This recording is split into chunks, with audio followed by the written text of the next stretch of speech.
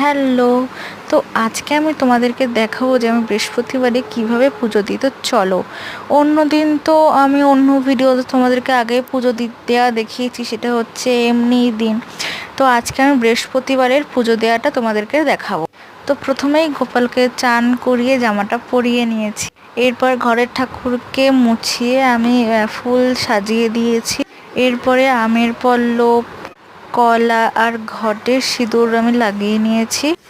এরপর আমি ঘট বসানোর জন্য রেডি করব। তো সবার প্রথমে আমি দুব্বো, আমের পল্লব আর পান আর 3টে বেলপাতা আর কলাটা দিয়ে ফুল সাজিয়ে আমি ঘট বসিয়ে দেব।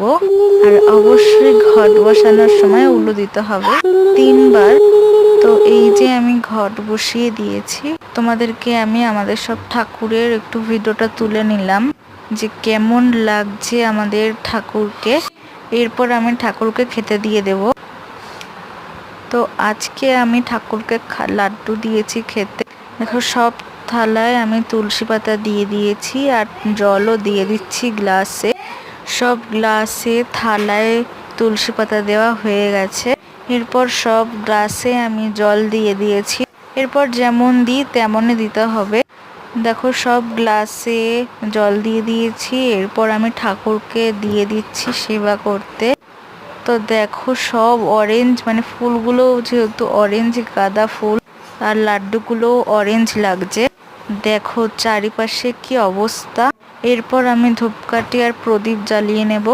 দেখো, এখানে আমি গোপালকে দেখাচ্ছি আর সব ঠাকুরকে দেখাচ্ছি। আমি কিন্তু এখানে 2টো ধূপকাঠি ধরিয়েছি, কিন্তু তোমরা হয়তো একটা ভাবছো।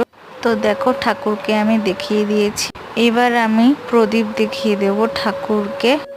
তো কারা কারা আমার মতন পুজো দাও অবশ্যই জানাবে। আর বৃহস্পতিবারের পুজো কিন্তু আমার অনেকক্ষণ লাগে দিতে। বৃহস্পতিবারে কিন্তু আমি ঘন্টা বাজাই না।